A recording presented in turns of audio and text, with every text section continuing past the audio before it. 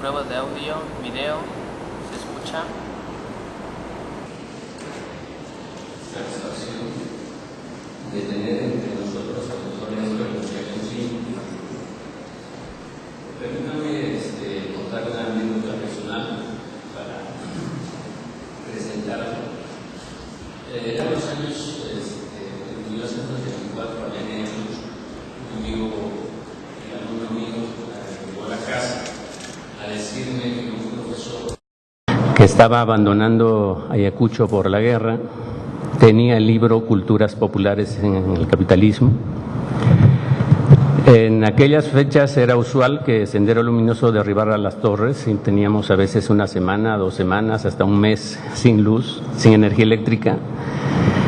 Fui a pedir el libro para fotocopiarlo y no pudimos hacerlo porque no había energía eléctrica.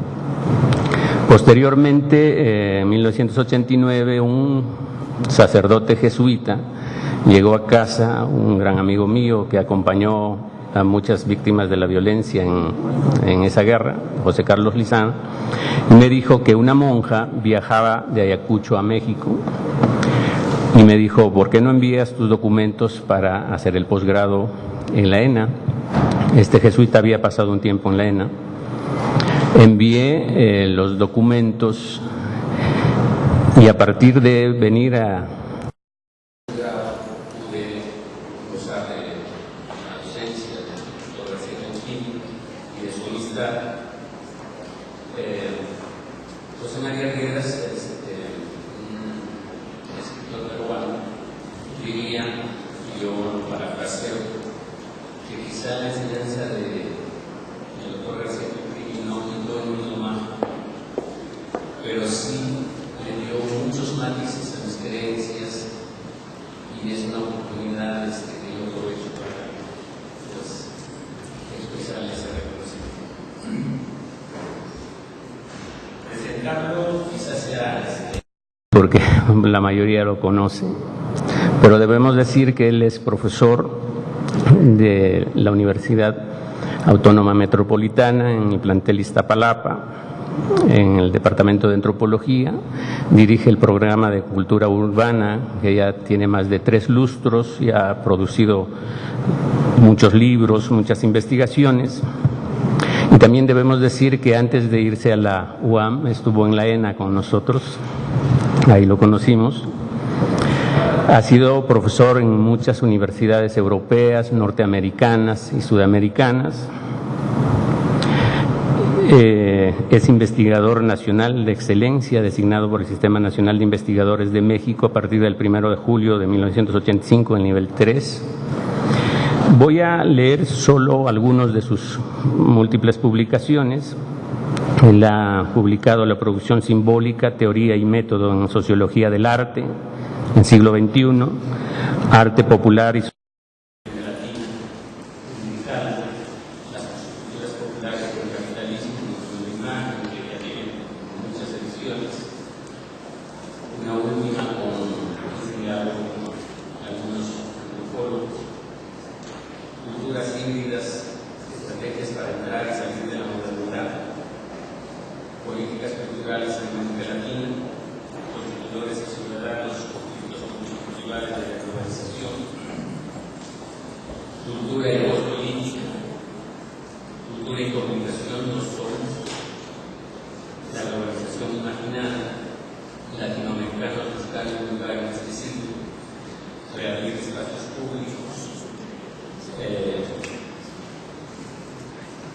diferentes, desiguales y desconectados, aunque dice 2004 y muchas otras publicaciones. En general, García Campini, en su búsqueda por interpretar las culturas latinoamericanas, ha realizado un tránsito desde la comprensión de las lógicas de las culturas populares, la recepción y el consumo de bienes simbólicos, la integración cultural que estas dinámicas generan y los impactos de la globalización en este proceso. Asimismo, ha estudiado la formulación y la importancia de las políticas culturales en nuestros países y lo urbano como un escenario de conformación de sus propios imaginarios rigurosos que pueden los medios de comunicación. Le damos la palabra al doctor García Campini.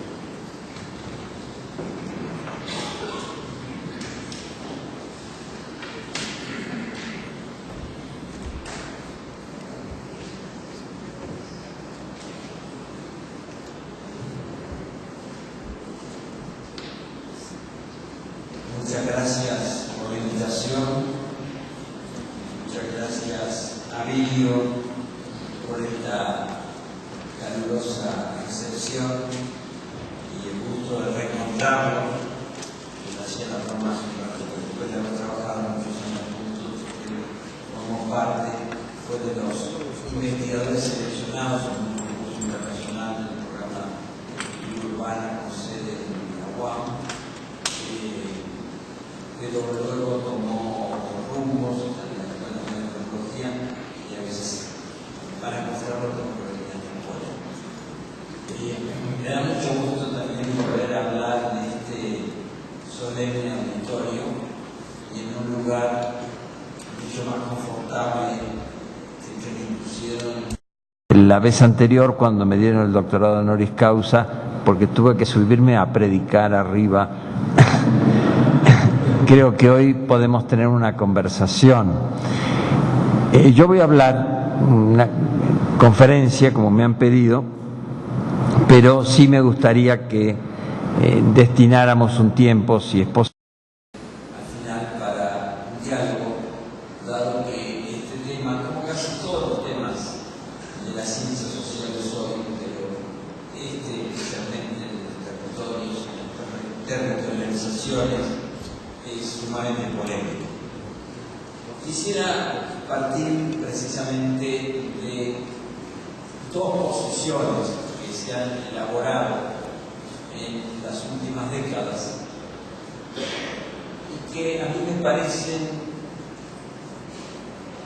obstáculos para encarar la complejidad, las ambivalencias, las ambigüedades de lo que ocurre con los territorios en la contemporaneidad. No sé si se difundió el título que yo di, un poco extraño quizá para esta conferencia. Se me ocurrió titularla ¿Qué regresa del territorio después del nomadismo posmoderno? Quisiera entonces comenzar hablando de estos dos obstáculos o posiciones que, a mi manera de ver, han entorpecido el análisis de los territorios y de la misma noción teórica del territorio. Las dos posiciones a las que me quiero referir primero son la que suele denominarse desterritorialización y la segunda, la reafirmación preglobalizada de territorios y localización. Hablemos entonces primero de la desterritorialización.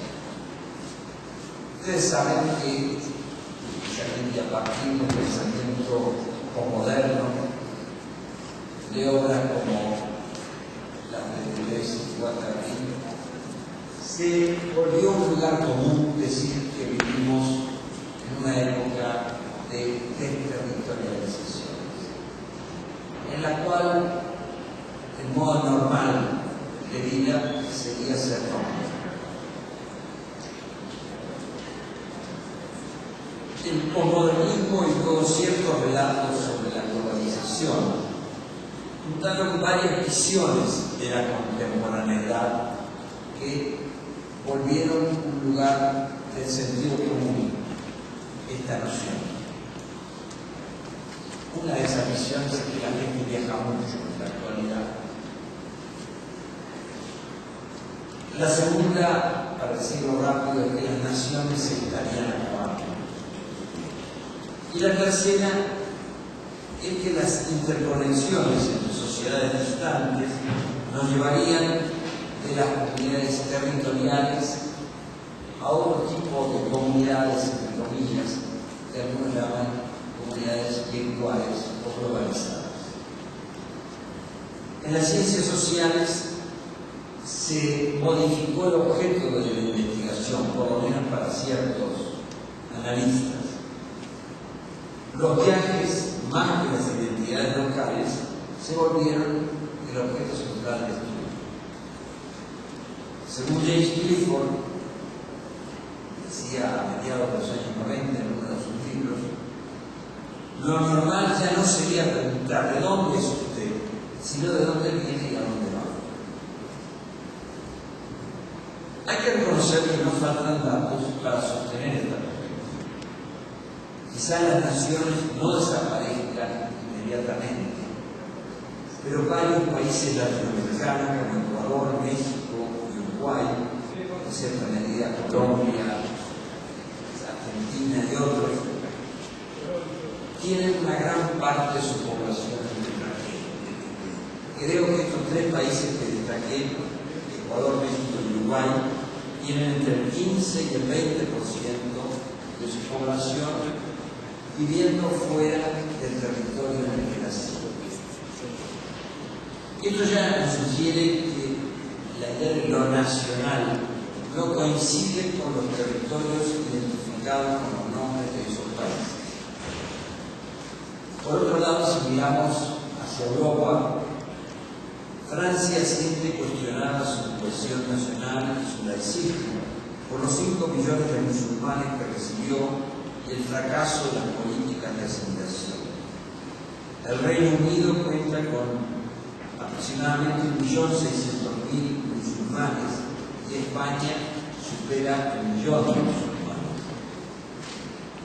Se hacen muchos europeos la pregunta: ¿qué quedará de las naciones occidentales modernas habitadas por centenares de mezquitas, otros modos de relacionar los derechos de los hombres y de las mujeres, la poligamia y la resistencia a usar en las escuelas vestimentas semejantes a las tradicionales de los niños de esos países europeos? El pensamiento posmoderno propuso sustituir las naciones y los estados nacionales por el nomadismo como objeto de estudio.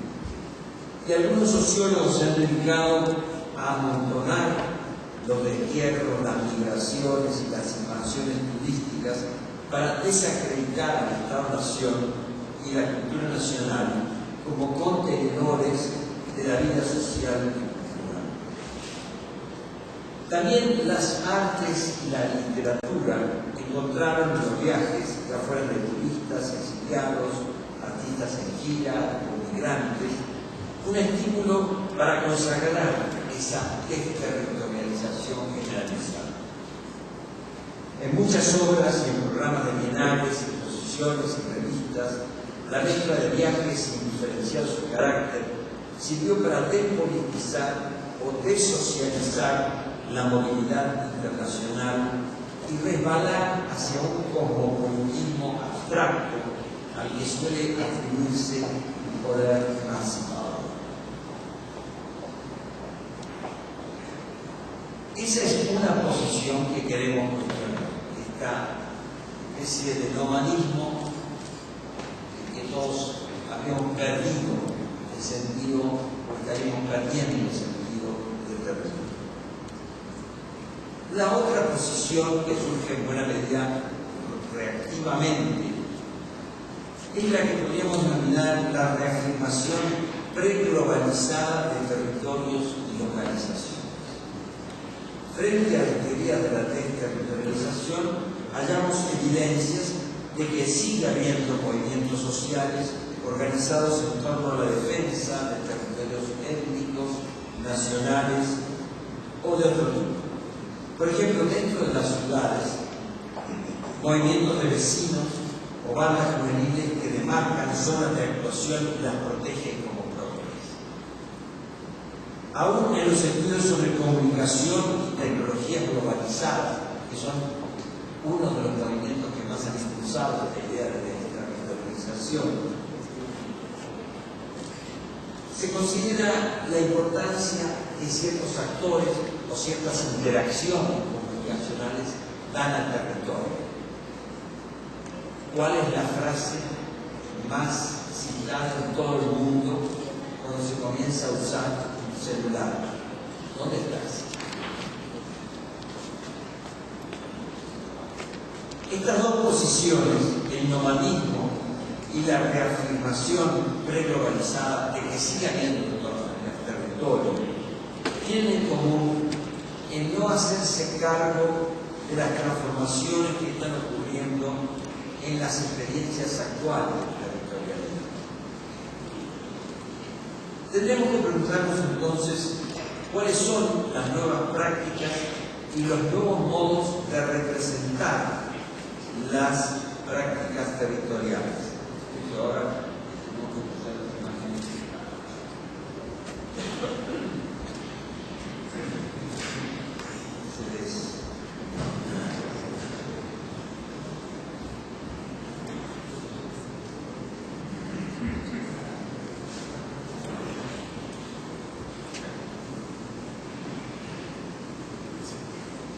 Haciendo actualización. 2 de 3.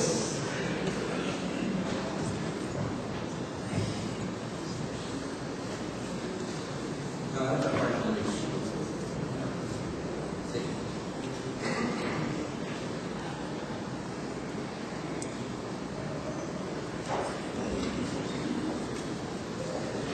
Lo que quisiera mostrar a través de una serie de imágenes es cómo en cierta documentación fotográfica y ciertas acciones artísticas se muestra el modo en que la territorialidad oscila en nuestros días entre 3 posiciones.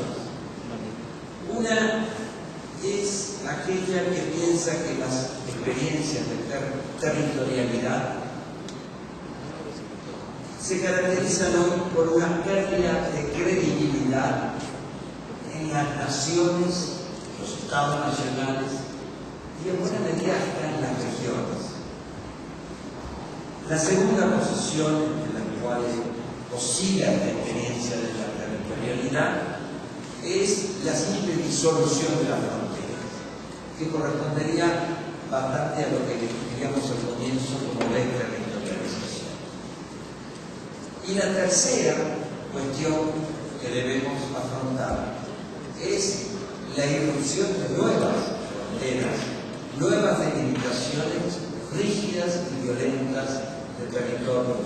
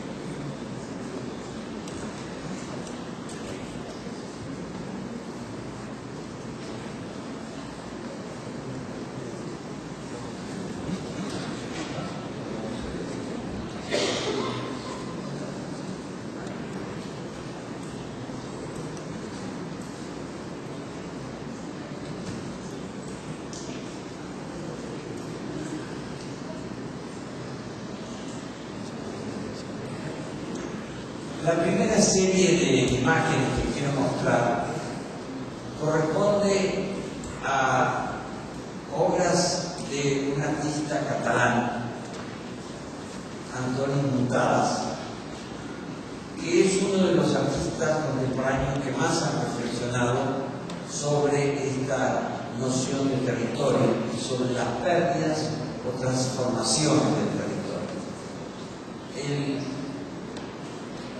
La mayor parte de sus programas artísticos se titulan con una misma frase, on translation, porque plantea que una de las tareas principales de los artistas, yo diría de los científicos sociales y sobre todo de los antropólogos en la contemporaneidad, sería pensar que la relación entre culturas y, por tanto, entre territorios, tiene que ver hoy con problemas de traducción intercultural e interterritorial. Sin embargo, hay fuertes resistencias en las inercias políticas, ideológicas, en los discursos del sentido común, para abandonar concepciones preglobalizadas del territorio. Gracias. Esta es una imagen de una de las series On Translation que él expuso en la Ciudad de México hace 3 años, cuando realizó en el Laboratorio de Arte Alameda una exposición que comenzaba con estas obras, todas las cuales retoman frases de políticos o de la publicidad de distintos países, en los cuales vuelve a aparecer un etnocentrismo ligeramente territorial y autosuficiente. Esta primera es una frase dicha en el año 2001 por el presidente Duarte de la Argentina, cuando el país estaba hundiéndose y la gente gritaba en las calles que se vayan todos con los colores de la bandera patria. En Brasil, tudo bem, tudo bom. Esta todos la conocemos. En Francia, todo va bien. Una frase del presidente Aznar. Algunos creen que es necesario decirlo en otra lengua. Y esta es una obra de un artista japonés, Shukinori Yanagi, que yo incluí en un libro, La globalización imaginada, precisamente como un ejemplo que condensa visualmente esta idea de la globalización que aboliría las fronteras. Lo que hizo Shukinori Yanagi en esta imagen fue colocar las banderas de 34 países de América en unas cajas de plástico hechas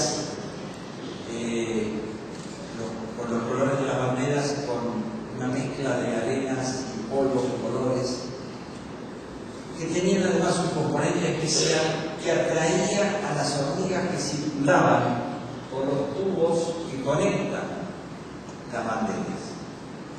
De manera que las hormigas se sentían impulsadas a ir transportando esos colores de una caja a la otra, y luego de unas semanas la obra se modificaba, las banderas se desvanecían, los colores ya no daban la identificación original. La metáfora era clara, se quería sugerir que vivimos en un mundo donde las migraciones, la circulación de las personas, los capitales, la comunicación de medios, etc., va desconstruyendo las rigideces de identificación que las banderas simbolizan.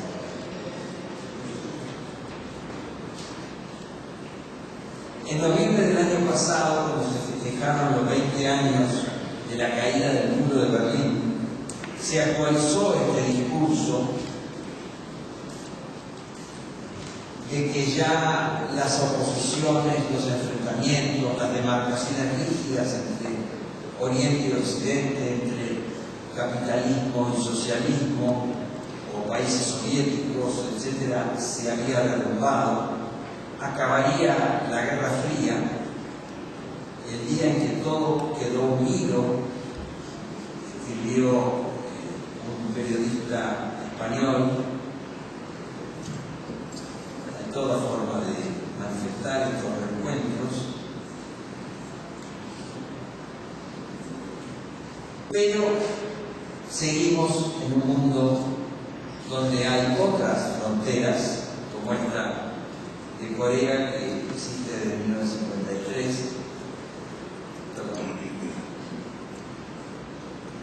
Se construyen nuevas.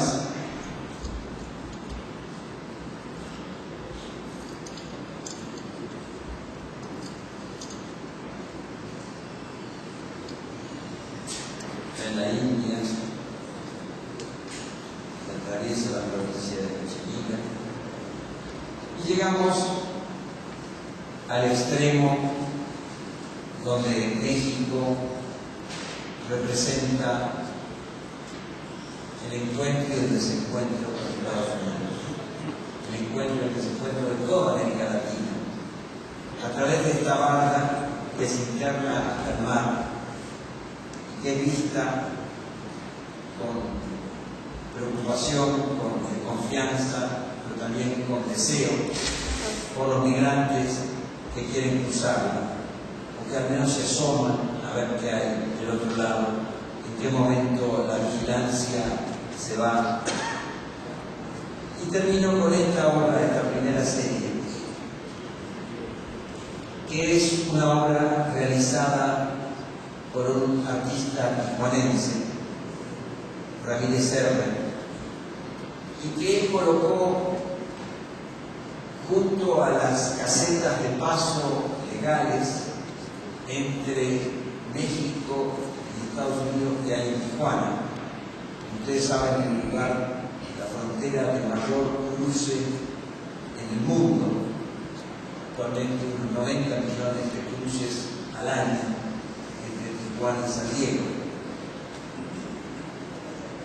Cruces de migrantes documentados, indocumentados, turistas, trabajadores que viven en una ciudad y van diariamente a la otra, cruzan la frontera para llegar a su empleo. Entonces, para representar esto, Ramírez Serra construyó este enorme caballo de Troya, pero sí, modificando el símbolo, con dos cabezas, una mirando hacia Estados Unidos, otra hacia México, porque la penetración es en las dos direcciones. Como me decía Ramírez Serra, es transparente porque ellos saben todos nosotros sabemos todo de ellos. En fin, hay muchos aspectos de esta metáfora que podemos seguir discutiendo, pero lo que quería destacar es cómo en este mundo donde han caído barreras, y algunas tan emblemáticas, tan significativas como la que separaba Berlín, se erigen muchas otras, se triplican como algunos tramos largos de la que separa México de Estados Unidos, se fortalecen, se vigilan cada vez más. De manera que vivimos en un mundo donde los territorios siguen importando. Pero pensemos un poco más con datos duros, no solo con metáforas. ¿Cuántos viajan? ¿A dónde? ¿Y para qué? ¿Qué es lo que está ocurriendo con lo que todavía queda de territorio, lo que todavía podemos seguir llamando hasta cierto punto nomadismo o distintos tipos de migraciones y desplazamientos? La globalización indiferenciada de los viajes, que tiende a pensar al mundo como si lo más habitual fuera mudarse, es insostenible ante informes como el de la Comisión sobre Población y Desarrollo de la ONU en 2006, que registraba en ese año 191 millones de migrantes, más que una década antes, pero apenas 3% de la población mundial. Dice una demógrafa francesa, Gilles Simon, el planeta nómada sobre el cual uno se desplaza y circula efectivamente cada vez más rápido, con un costo globalmente decreciente, está de hecho poblado por sedentarios, y la imagen de un mundo atravesado por olas migratorias incontrolables está destinada a la gran tienda de los clichés. Un antropólogo argentino que estudió los pasos entre Argentina y Brasil, Argentina y Paraguay, Brasil y Paraguay, decía en uno de sus estudios: la mayoría de la gente no migra, no es bilingüe. Las lenguas primeras siguen siendo relevantes, así como la ubicación geográfica. Estos son los hechos. Lo que en la antropología o las ciencias sociales pueden decir cuando registran las prácticas. Pero ¿qué ocurre en el terreno o en el territorio de las representaciones? ¿Qué ocurre en las representaciones con los territorios y los proyectos de vida? Hace pocos días un un analista social, Moisés Naim, publicó un artículo que retoma una reciente encuesta de la empresa Gallup en 135 países realizada entre 2007 y 2009. Según esa encuesta, el 16% de la población mundial en edad adulta se quiere ir de su país. Esto quiere decir, agrega Naim, que 700 millones de personas, más de toda la población del continente americano, dejaría su país para siempre si tuviesen los medios para hacerlo. Los investigadores de Gallup aclaran que estas respuestas reflejan aspiraciones más que intenciones y que solo una fracción de quienes desean emigrar lo hacen, pero en todo caso, las fuerzas que empujan a cientos de millones de personas a desear abandonar su tierra son lo suficientemente potentes como para que en muchos países el cómo, cuándo y a dónde emigrar se haya convertido en un tema recurrente de las conversaciones cotidianas. Salvo en casos extremos, donde la guerra o la carestía material hacen que marcharse sea la única forma de sobrevivir, la emigración no es para todos.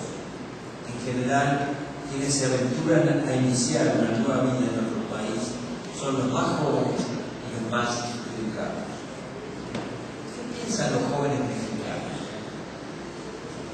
La encuesta nacional de juventud de 2005 da un porcentaje de aspirantes a migrar más alto que este promedio mundial de tan reciente época. En un país como México, que ya tiene aproximadamente 20% de la población viviendo en Estados Unidos, en la encuesta de 2005, 22.4% de los jóvenes varones y 11.5% de las mujeres consideraban la posibilidad de emigrar fuera del país. La encuesta seguía con otra pregunta: ¿por qué dejarían de vivir aquí? La falta de trabajo, las dificultades para progresar y motivos económicos eran los factores más invocados, que delataban la percepción de que se reducen las oportunidades y las expectativas. Pasemos ahora a otro enfoque sobre la región del territorio. ¿Cómo se ven las migraciones y el nomadismo del otro lado, desde quienes reciben a los migrantes y turistas y sienten invadido su territorio? Los periódicos latinoamericanos registran a menudo la desazón de los migrantes a España o Estados Unidos que son rechazados. Algunos turistas o viajeros de países latinoamericanos que visitan a sus familias radicadas en estos países del norte y quieren a veces solo unos días o para compartir una boda de familiares en España, no los dejan pasar del aeropuerto. Experiencias aún más dramáticas viven miles de mexicanos, salvadoreños o colombianos que intentan entrar a Estados Unidos. Los latinoamericanos expulsados por las oficinas de migración española sostienen que España debería comportarse de otro modo. La madre patria ya no es la misma, he leído en varios periódicos de Argentina, de Colombia. Se invocan los lazos históricos y la generosa acogida de los refugiados de la guerra civil o a migrantes que hasta hace pocas décadas llegaban masivamente a vivir en Argentina y en México. Si leemos la prensa española, encontramos argumentos a favor de limitar el número de migrantes. Cito: vienen como turistas y se quedan. Hay 50.000 argentinos viviendo ilegales en España. Además, la Unión Europea nos presiona porque argentinos, ecuatorianos, colombianos y otros latinoamericanos usan España como trampolín para instalarse luego en Italia, Francia o Alemania.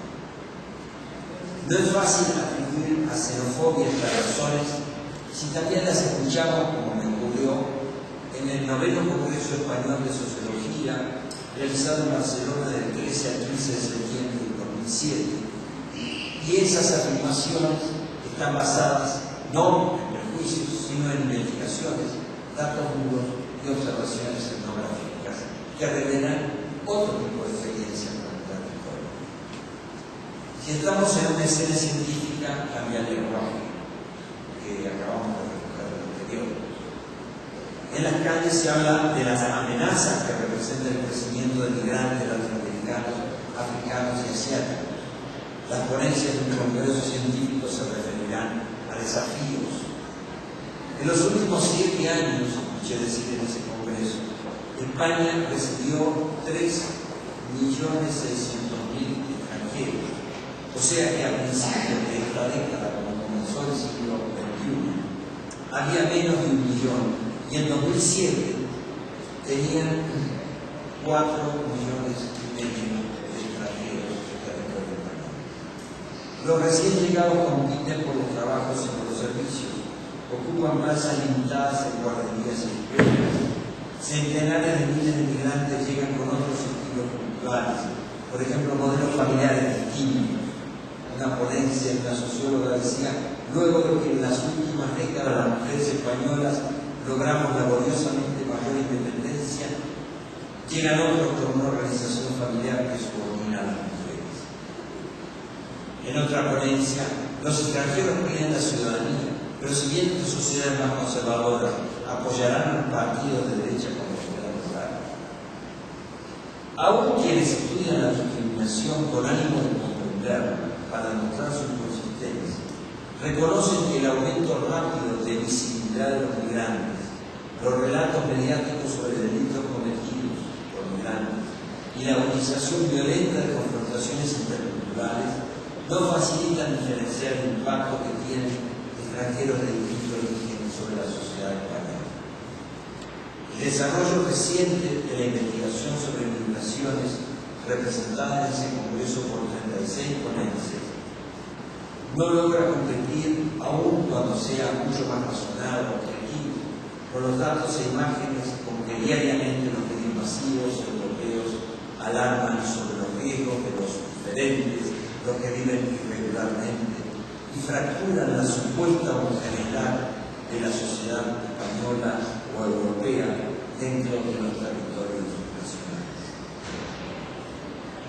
En un plano más abstracto, varios trabajos presentados en ese Congreso de Sociología indagaban cómo hacer compatibles estados multiculturales con democracias homogéneas que otorguen iguales derechos a todos los ciudadanos, aunque tengan diferentes concepciones de la democracia y de la participación. Se puede lograr a la vez la cohesión y la pluralidad sociocultural. Es posible que una nación se transforme de acuerdo con la nueva mezcla de modos de vida si solo se piensa que algunos, los inmigrantes, solo ellos deben cambiar. La diversidad de procesos de construcción de identidades entre los hijos de inmigrantes, tema de un amplio número de estudios, muestra un espectro variadísimo según la pertenencia étnica, la integración educativa, las trayectorias laborales, los matrimonios entre nativos y extranjeros, casi 9% del total. No solo hay resistencias al papel de los inmigrantes como agentes de cambio social, muchos políticos y algunos científicos sociales desean orientar las transformaciones, porque se dan cuenta que Europa está necesitando migrantes para fortalecer su capacidad competitiva internacional global. Un alto funcionario me decía que España y Europa deben limitar el volumen de inmigrantes de acuerdo con las posibilidades de asimilarlos, pero en acuerdo con los países de salida y sin discriminarlos. Cito: conviene que quienes se van a quedar trabajando sientan lo antes posible que pertenecen a la sociedad de la adopción. La mejor manera de lograrlo es dándole derechos. ¿Cuándo se deja de ser migrante? Él mismo contestaba: cuando alguien siente que forma parte, y eso solo es posible si se tienen derechos. Derecho al voto, a la educación, a la jubilación, sumando los años de trabajo en otro país. Y voy a una tercera vía para comprender cómo cambia la noción de territorio y cómo necesitaríamos registrar las múltiples formas en que está cambiando. Quizá viendo también cómo se modifica la noción de extranjero. ¿Qué significa ser extranjero? ¿Quiénes lo son y por qué? Hace 2 años inicié una investigación principalmente realizada en la Argentina, pero con científicos sociales y artistas de varios países, que desembocó en un libro publicado por la editorial Ariel y el título Extranjeros en la tecnología y la cultura, y que dio lugar a una exposición que se realizó en el espacio de la Exposición Telefónica de Buenos Aires, que tuvo oportunidad de curar junto con Ana María Junta, y en la que nos planteamos no hablar ni en la investigación ni en la exposición de las extranjerías geográficas, territoriales en sentido literal, sino de lo que denominamos extranjerías situacionales o metafóricas. La noción de extranjero, como sabemos, ha designado tradicionalmente a quienes son de otros países y practican comportamientos diferentes. Pero extranjero no es ni siquiera los desplazamientos geográficos, sinónimo de viajero o de migrante. Esta es una de las razones por las que creo que debemos rechazar esas facilidades que tiene el autor como Montessori cuando juntan todos los tipos de movimientos, de desplazamientos nomádicos en un solo país. Por ejemplo, un alemán o un francés son extranjeros en España, pero no son inmigrantes. Entonces no es sinónimo ser extranjero, ser inmigrante y otras figuras asociadas a este tipo de desplazamiento. Pero también advertimos, y aquí entramos en una cuestión un poco más compleja, que existen lo que podríamos llamar, lo que denominamos en esa investigación, extranjerías situacionales, que no se organizan como oposición entre lo propio de una nación, una cultura, un territorio y lo ajeno, sino relacionalmente. En una ciudad cosmopolita y multicultural como Buenos Aires, observaba Andrea Junta, la co-fundadora de la exposición, ella, una hija de italianos, nacida en esa ciudad de Buenos Aires, puede ser vista por los estudiantes como profesora universitaria que habla un poco distinto que los demás porque ha pasado periodos largos en el interior. Pero si camina por una calle céntrica, la calle Florida de Buenos Aires, junto a su marido holandés, la miran alto, güero, la miran a ella, morena, que a veces la confunden en ciertos aeropuertos europeos por hindú, o italiana, o marroquí, la miran a ella como una oficinista a la que ofrece folletos de menú baratos, mientras que a él quisieran vender la ropa de ella. En estos casos, la extranjería no se muestra tanto en relación con el territorio, como ocurre en los viajes, en los cambios de país, sino por desacomodar las clasificaciones convencionales de unos y otros grupos aún en la misma sociedad. El extranjero no es solo el que está lejos o del otro lado de la frontera, sino también el otro cercano que desafía nuestros modos de percepción y significación. Puede sentirse mayor extrañamiento ante quienes en la propia sociedad reivindican con énfasis un particularismo que en relación con otros de la misma profesión en países distantes o que comparten formas internacionalizadas de consumo. Los migrantes son efectivamente, como decíamos con la estadística de la UNESCO, un 3% en el mundo, pero la experiencia de extranjería en las sociedades contemporáneas es mucho más baja. En algunos tiene que ver con la necesidad o el proyecto de vivir en otro país, en otros con el regreso al propio y el descubrimiento de lo que cambió o de la simple discrepancia entre el país real y el que uno idealizó. En otros casos, la experiencia de extranjeros deriva de las segregaciones que nos excluyen o hacen sentir extraños en el lugar natal, o por el descontento hacia modificaciones de nuestra sociedad o del entorno que conocimos. Con frecuencia, en las migraciones influyen la información sobre lo que se ofrece en el mundo y la discriminación del propio país. ¿Por qué tengo que quedarme en Puebla o en Oaxaca, mientras que en California o en Texas se vive mejor? ¿O quedarme en Cuba, mientras que en Miami o en Nueva York? La experiencia de extranjería suele tener en su origen el haberse sentido descredido del propio territorio. Nos quitaron la tierra.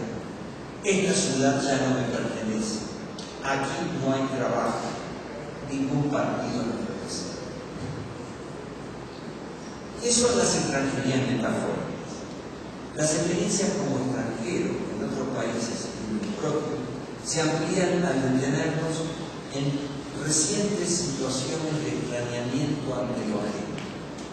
No ocurren solo por desplazamientos territoriales, sino por la creación de formas nuevas de alteridad dentro de la propia sociedad y por dificultades de adaptación o de acceso a las nuevas condiciones. Menciono rápidamente tres tipos de extranjerías situacionales o metafóricas que analizamos en este libro, en esta investigación. Están los extranjeros digitales. Ustedes saben que en los estudios sobre comunicación se habla del pasaje, la migración de lo analógico a lo digital.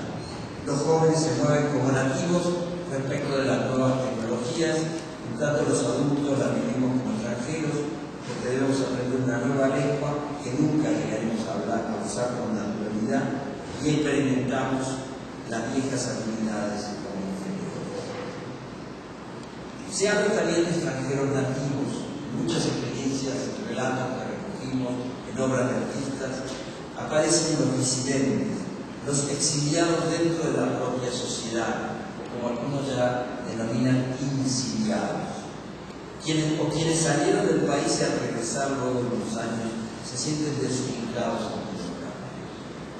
Y en tercer lugar, los trabajadores informales o marginados, más del 50%, como sabemos, en la economía de América Latina, que no disfrutan los derechos de un ciudadano al trabajar con contratos y derechos laborales.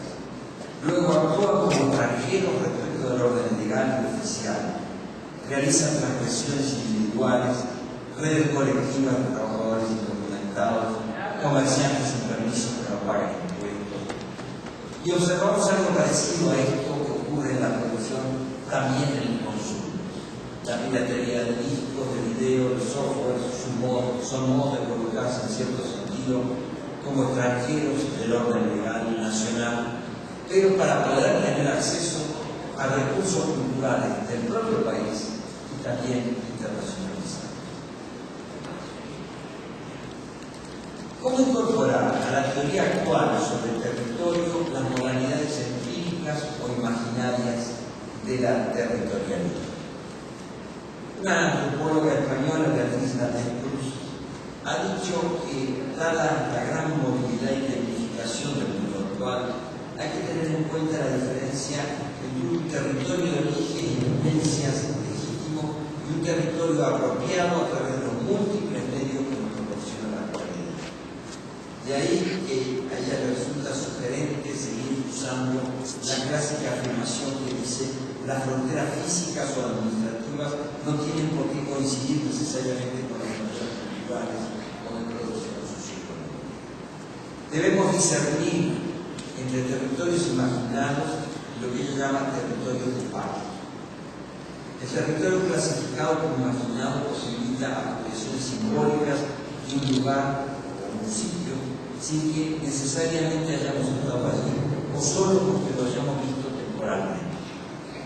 Los medios de comunicación y las posibilidades que ofrece el turismo son los medios más corrientes en la producción de estos territorios imaginados. Algunas culturas construyen territorios imaginados por medio de mitología y ritos ancestrales que los llevan a definir discursivamente lugares y sitios sin haber estado materialmente en ellos. Pienso que un ejemplo que a todos nos resulta familiar es ese ejemplo de los chicanos refiriéndose a eso como Aztlán. Todo esto nos obliga a un cambio epistemológico que implica cambios en los modos de hacer investigación. Quisiera con algunas reflexiones sobre estos puntos interminar. Una diferencia que posiblemente ya haya aparecido por lo que vi en los títulos de algunas ponencias de esta reunión es la diferencia entre espacio y territorio. El espacio es un sistema físico localizado y el territorio es un sistema de actores que se apropian de varios espacios e interactúan con otros espacios, incluso aquellos que no conocen, con el fin de reproducirse y satisfacer necesidades materiales y simbólicas. En esta perspectiva, el territorio se nos aparece como una construcción social multilocalizada, con diferentes escalas de interacción según las necesidades y los comportamientos. Quiero mostrar una imagen más, que es esta de una manifestación de latinoamericanos en Estados Unidos, en una serie de movilizaciones que hubo hace 2 o 3 años en varias grandes ciudades de Estados Unidos, algunas en Los Ángeles, 1 millón de manifestantes en un mismo día, y que por primera vez lograron conjuntar reivindicaciones de muchos países latinoamericanos. Generalmente los puertorriqueños salían por un lado, los mexicanos por otro, los colombianos por otra manifestación, y así. Aquí vemos banderas argentinas, nicaragüenses, brasileñas, mexicanas y también estadounidenses. ¿Qué están queriendo decir? Podemos reunirnos en territorio estadounidense. Seguimos afirmando nuestra ciudadanía del territorio original, pero puesto que vivimos en Estados Unidos, también queremos ser estadounidenses. También queremos que esta bandera de aquí coexista con la nuestra. Pero ¿qué se necesitaría para poder repensar esta nueva etapa histórica? Quiero decir aquí brevemente algunas consideraciones teóricas que tienen consecuencias metodológicas para la investigación. A mí me parece que un hecho básico es que ya en la segunda mitad del siglo XX pasamos de una época metafísica en el modo de hacer preguntas en la ciencia, aún en la ciencia social, no solo en la filosofía, a una época historizada y socializada. ¿Qué queremos decir con este pasaje de una época metafísica a una época histórico-social? ¿Qué significa en el modo de hacer las preguntas de investigación? Significa básicamente dejar de preguntar qué es. Las ciencias sociales se han preguntado desde su nacimiento qué es la sociedad, qué es el territorio, qué son los jóvenes, qué es el arte, qué es la cultura.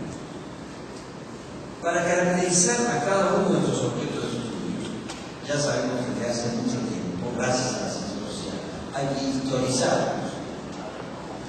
Al colocar cada objeto, la sociedad, los jóvenes, la cultura, en sus etapas históricas diferentes, en sus condiciones sociales distintas de existencia, nos damos cuenta que es muy difícil llegar a una respuesta intemporal o transhistórica, es decir, la sociedad es esta, la cultura es esta, el territorio es este.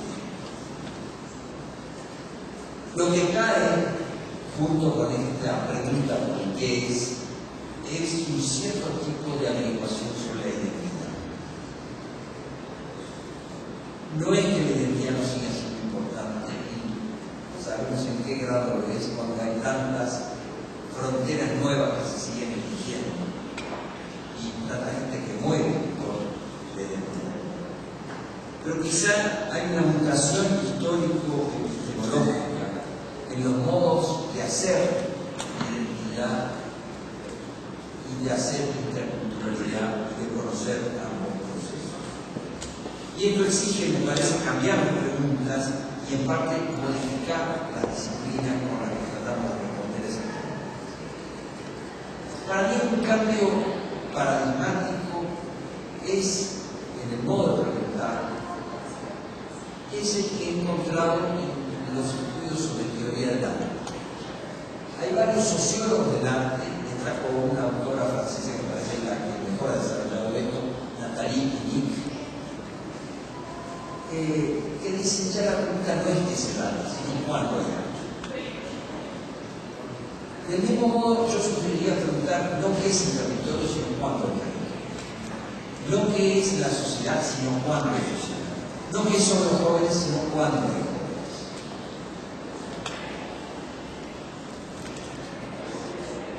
Así desontologizaríamos la pregunta, le quitaríamos ese carácter metafísico de querer encontrar una definición que valga para siempre, para todas las sociedades y todas las civilizaciones.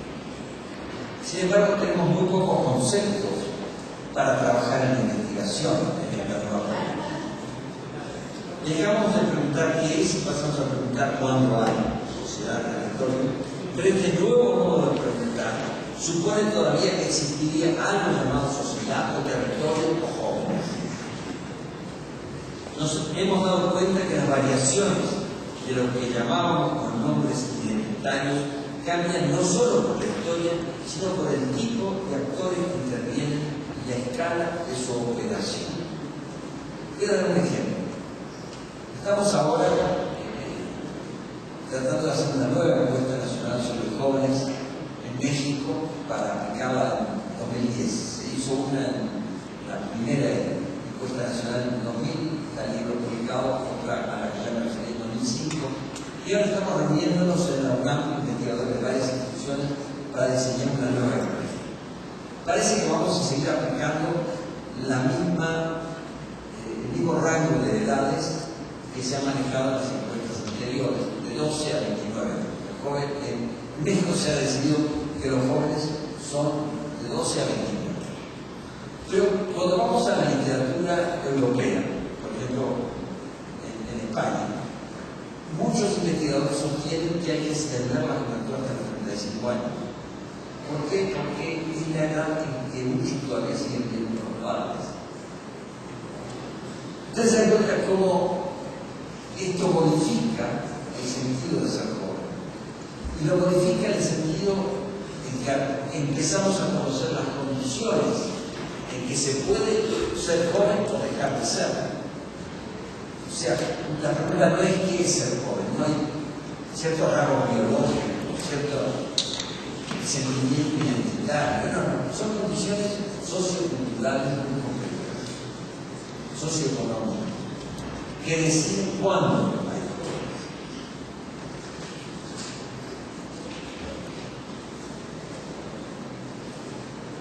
Y así podríamos vincular la pregunta por los jóvenes, como ya es evidente en lo que acabo de decir sobre los criterios en Europa, por la pregunta ¿cuándo hay familia?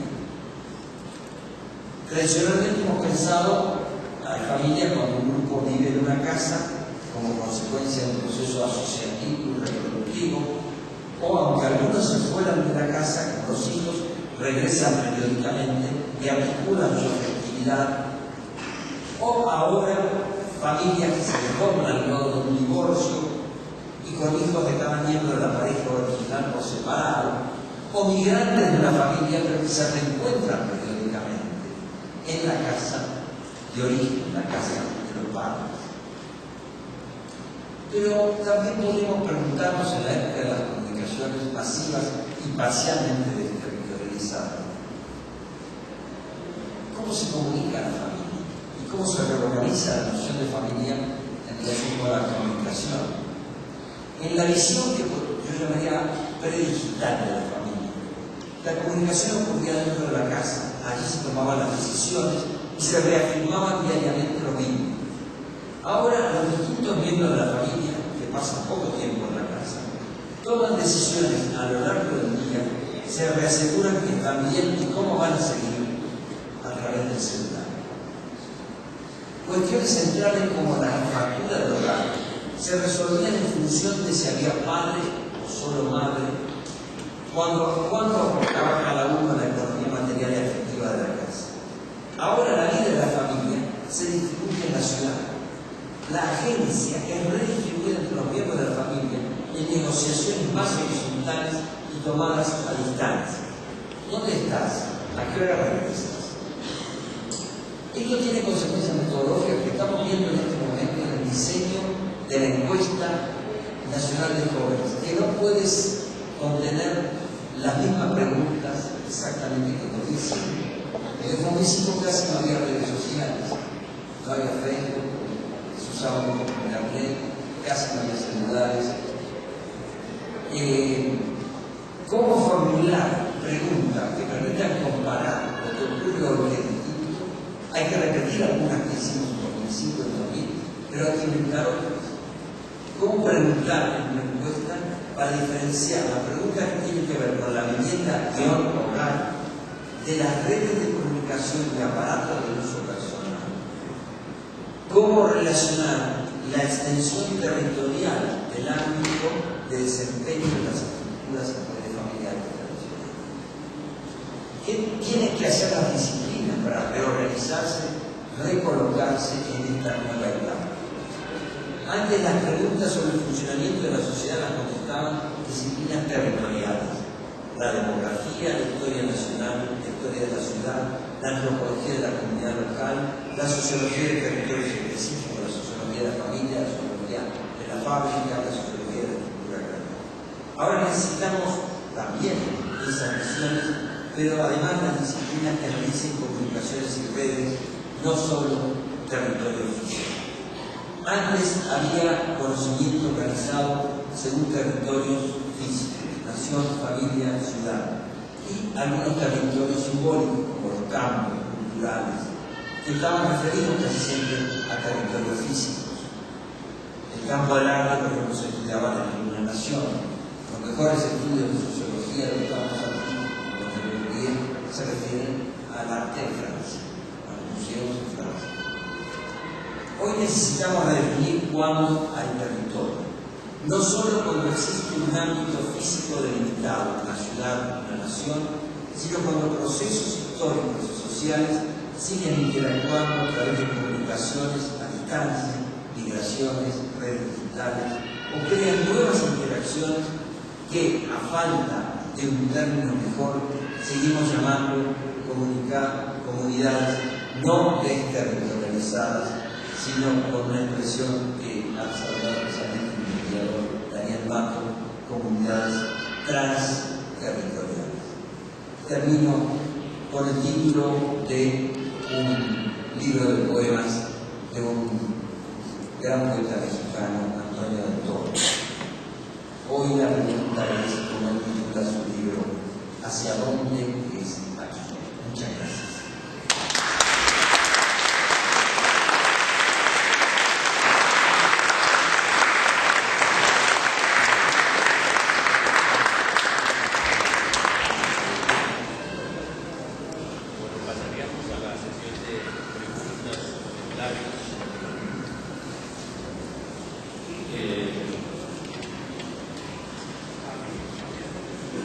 Quizá podrían haber un grupo de preguntas para que pueda organizar las respuestas, o prefieren organizar. Y atendiendo también de la participación, ¿no?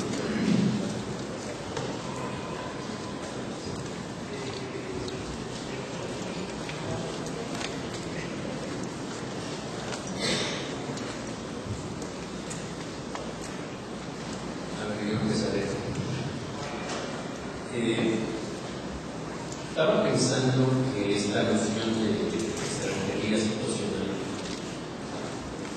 y vinculando con la última propuesta sobre preguntarse qué es, preguntarse cuándo, continuaría con esta priorización del tiempo, esta prioridad del tiempo en las ciencias sociales.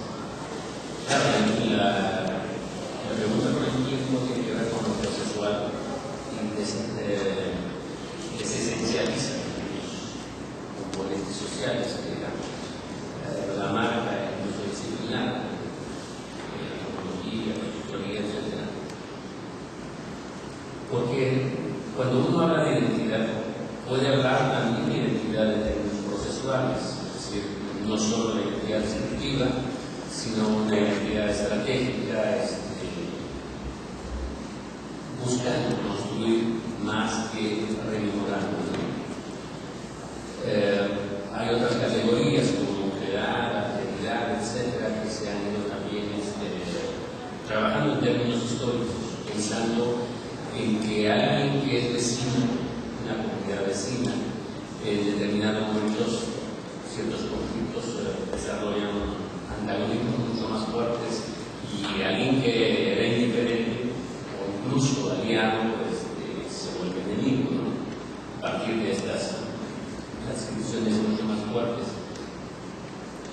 crítica que se ha hecho entre ellos Martín Barbero es que se ha dejado el espacio, se ha priorizado el tiempo, el progreso, la revolución, el cambio social, etc. Y no se ha dado la suficiente importancia al espacio.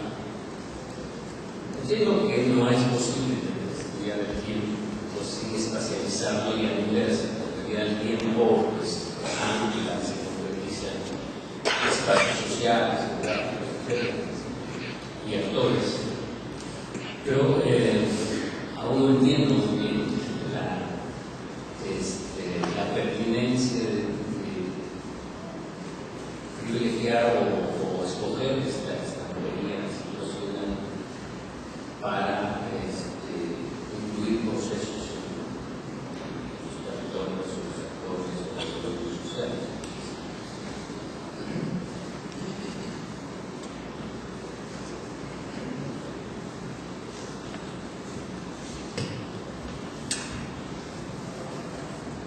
Bueno, al principio se dieron datos duros acerca de la cantidad de gente que efectivamente migra y parecía que el fenómeno no era tan abrumador como de repente parece, pero no dejaría de lado este hecho, otro hecho realmente importante que es lo que podríamos llamar una especie de transmigración o de transterritorialización imaginaria.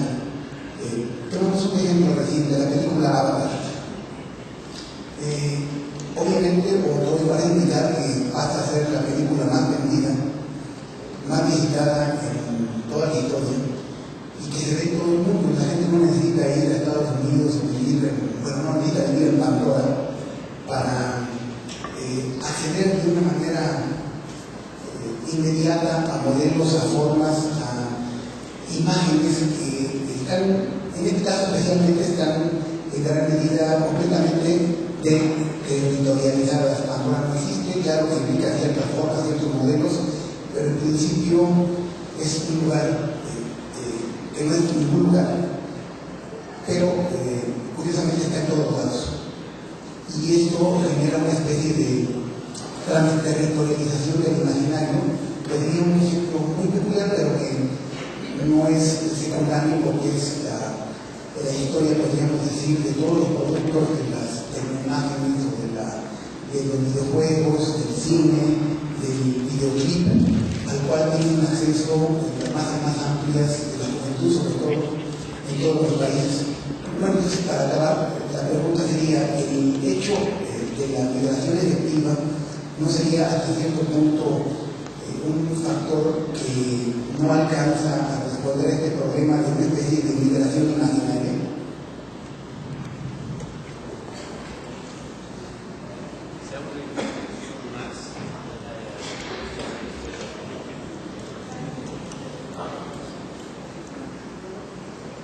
Bueno, yo tengo tres ejemplos que no encuadran en estos conceptos que acaba de presentar nuestro. Uno, por ejemplo, en los años 60 hubo una fuerte migración por hechos violentos de mucha gente de comunidades michoacanas hacia el centro del país. Sobre todo el DF y zonas de Morelos. La migración de esta gente los puso en un estado de extranjerismo dentro del propio país, porque los mismos fenómenos que usted acaba de anunciarnos, que padecen quienes migran, los que vivían los equilibrios políticos, y eran mexicanos, eran migrantes y eran extranjeros, tratados como extranjeros en el propio territorio.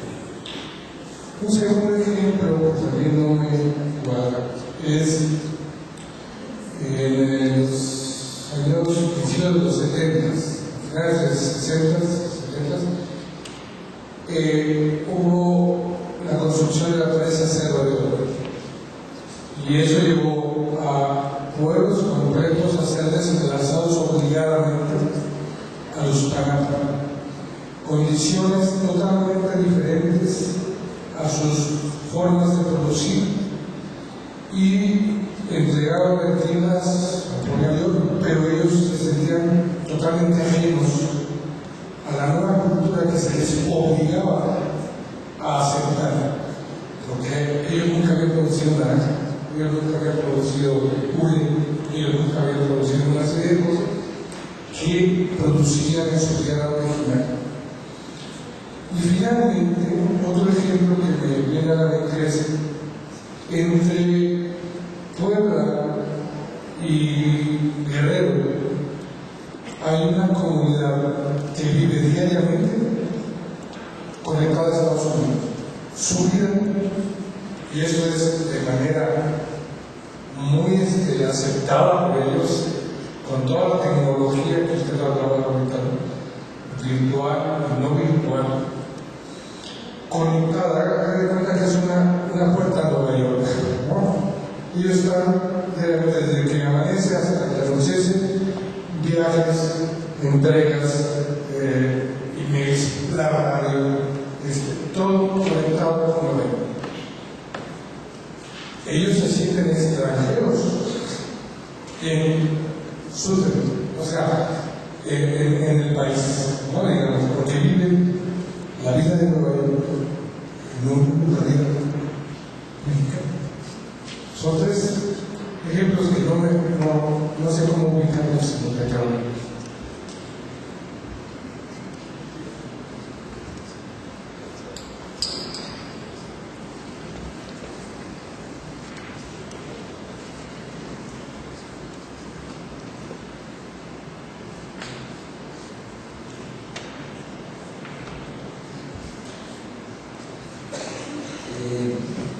Primero, preguntaba yo sobre la posibilidad de conseguir las autoridades en términos procesuales o estratégicos. Estoy de acuerdo, porque creo que hay muchos ejemplos de investigaciones que están reformulando la noción de identidad en el sentido dinámico, abierto, mudable. En relación con esto, le preocupaba a Guillo esta priorización del tiempo sobre el espacio.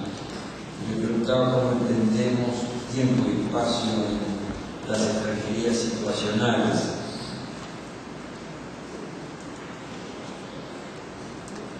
Yo creo que las últimas referencias que se hicieron, no en el tercer caso, pero los dos primeros que mencionaba, las migraciones de los estados al centro del país en los 60 y el desplazamiento por la presa Cerro de Oro,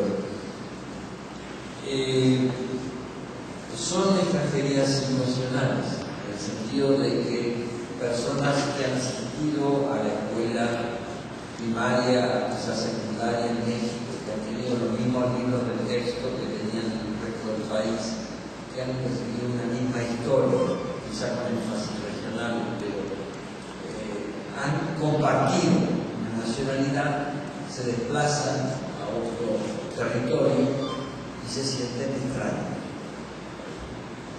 Evidentemente, esto ocurrió también al revés, porque uno de los tres ejemplos que vas a dar era de lo que ocurrió después del siglo XXV, muchos chilangos se fueron a vivir a los estados y recibieron la venganza de acabar a los chilangos. De pronto demasiados chilangos había fuera del DF y se volvían insoportables. Esto pasa en las dos direcciones, pasa en el centro del país, pasa en cada región, y yo destacaba que puede pasar inclusive en el regreso al propio lugar de origen. Hay estudios hechos en la enorme literatura sobre represas y relocalizaciones que se han hecho en la antropología latinoamericana en las últimas décadas, en que una población es retirada de un lugar, obligada a vivir en otro, mejores viviendas, los obligan a un urbanismo extraño que no sé que ellos habían elegido, autoconstruido. Y sin embargo, esa sensación de extrañamiento con el tiempo quizás se va modificando a medida que ellos pueden reordenar el espacio con ciertos elementos que tienen cierta familiaridad. Y cuando regresan al lugar originario y ven lo que todavía se puede ver en esa zona en la que vivían, y a lo mejor bajó el agua con la escasez y ahora aparece la iglesia que no se veía cuando llegaron por la vez, le resulta extraño. Hay un extrañamiento nuevo.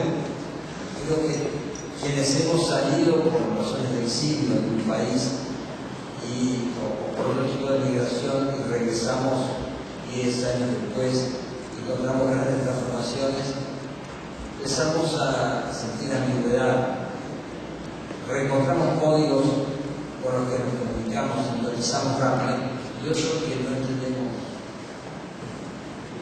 y nos preguntan, ¿pero qué es de aquí? Nos marcan la diferencia. Entonces, extranjerías situacionales es una noción que creamos para tratar de captar situaciones en las que lo decisivo no es el cambio de un país a otro, el cambio de pasaporte, el cambio de lengua, sino situaciones más sutiles de deslocalización, de descolocación, que pueden ocurrir dentro de la propia sociedad.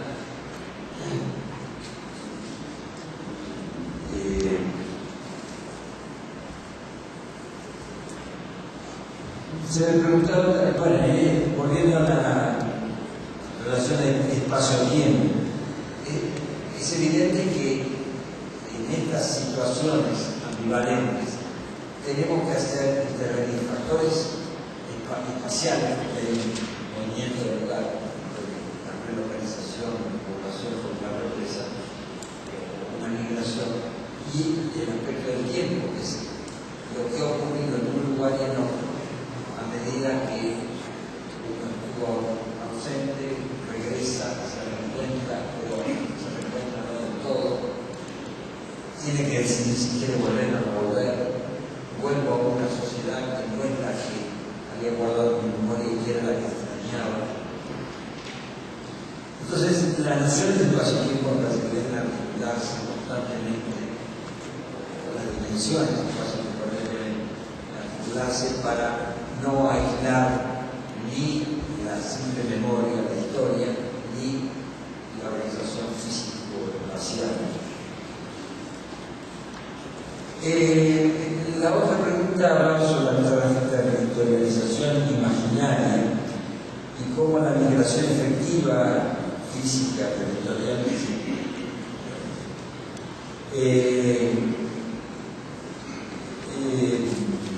debe complementarse con la migración imaginaria que hace posible los videojuegos, las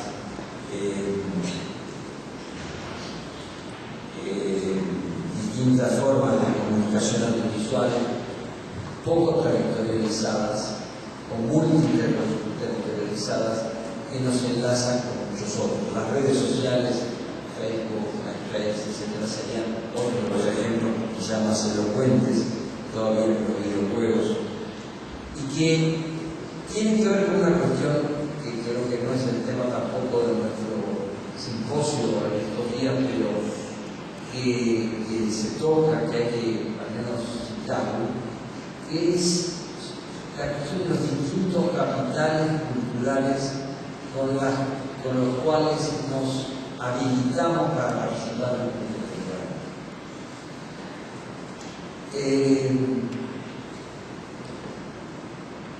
Históricamente, los capitales culturales los adquiríamos en un territorio físicamente delimitado, geográfico, y en los procesos culturales que ocurrían en ese espacio. Hoy, gran parte de los capitales culturales es indispensable para conseguir trabajo, para movernos significativamente en los estudios, no solo superiores, sino escuela primaria, implican un conocimiento de competencias que se adquieren en redes, en lenguas, en dispositivos enteramente internacionalizados.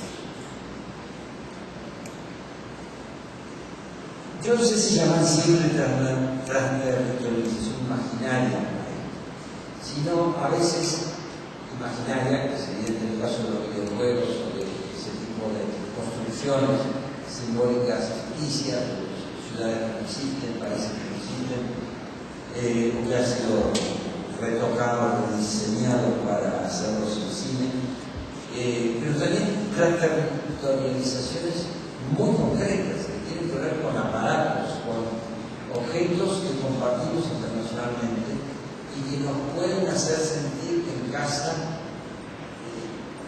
comillas, pero relativamente en casa, en un aeropuerto chino, si hay wifi. Creo que hay una materialidad de esta transterritorialización que también debe ser estudiada como parte de los procesos de extrañamiento, de desterritorialización o de transterritorialización. Me traen aquí una aclaración, pido disculpas, hice una cita de Beatriz Nández, no conozco y tengo mucho gusto conocer, me dicen que es colombiana, no es española. Yo leí un artículo de ella en un excelente diccionario de relaciones interculturales en el lugar de España. Yo también colaboré, no por eso soy español, así que es posible que Beatriz Nández no sea español. Bueno, no sé si seguimos o es hora de terminar.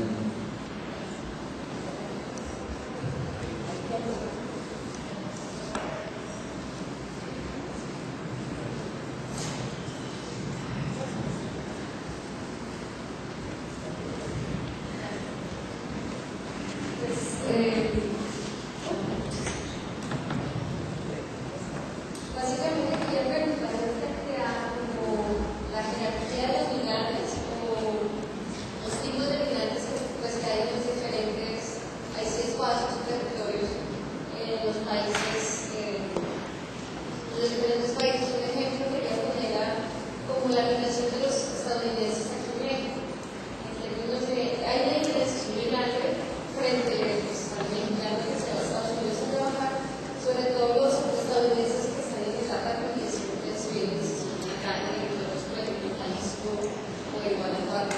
Entonces creo que es importante también mirar esa diferenciación, ¿no? Ese tipo de esta jerarquía que imponen los mismos países a exilio, los mismos estados frente al migrante. En términos, por ejemplo, yo soy colombiana y vivo en México. La entrada a México siendo colombiana es muy difícil, implica muchos papeles, implica visas, implica inclusive una discriminación fuerte en los latinoamericanos y la esta cuestión. Frente, digamos, a un migrante estadounidense que viene a sentarse a determinar su vida, digamos, en el territorio mexicano. Eso por un lado. Y por otro, pues, viendo con las jerarquías, ya en Estados Unidos es, por ejemplo, las posiciones que tiene el migrante que es trabajador rural, digamos, mexicano que se pasa ilegal, con el mexicano latinoamericano que va a estudiar las universidades estadounidenses que llenan, digamos, el gran grupo de las universidades de este país, pero que tienen una característica totalmente diferente, inclusive para los mismos movimientos sociales de migrantes, hacia el mundo.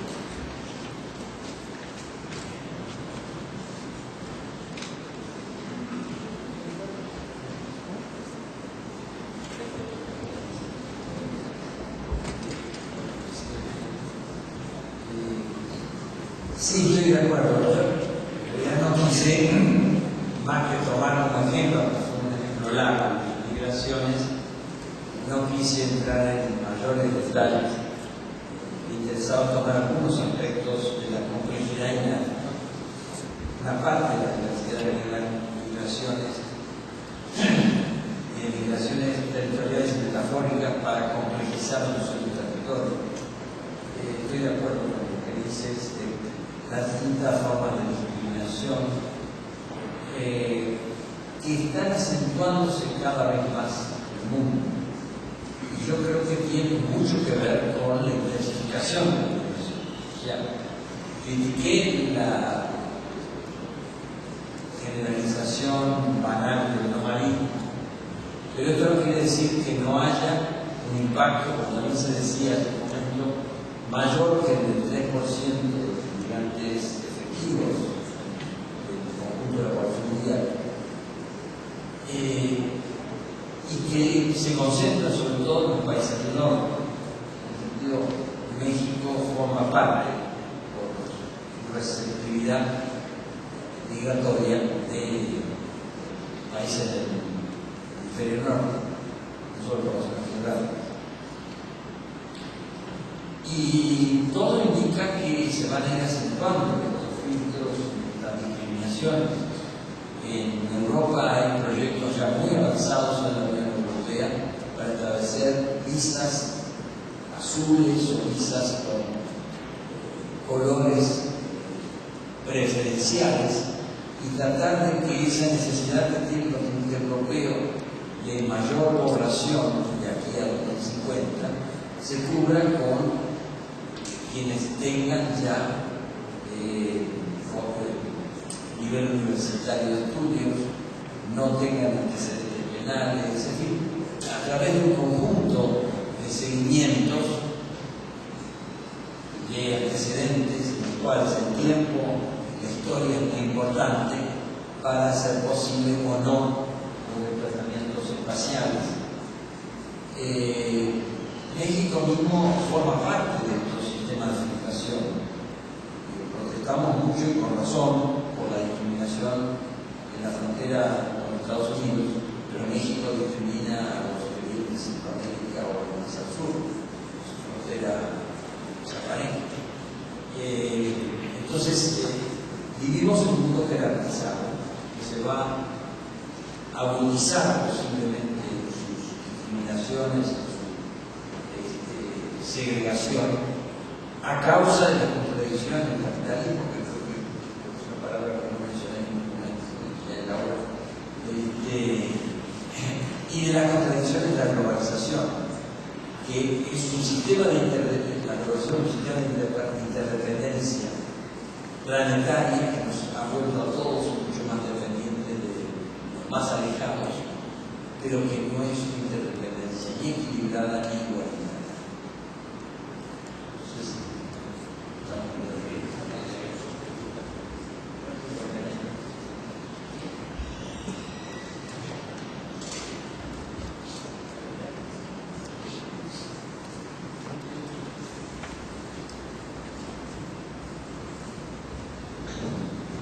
Buenas tardes, doctor.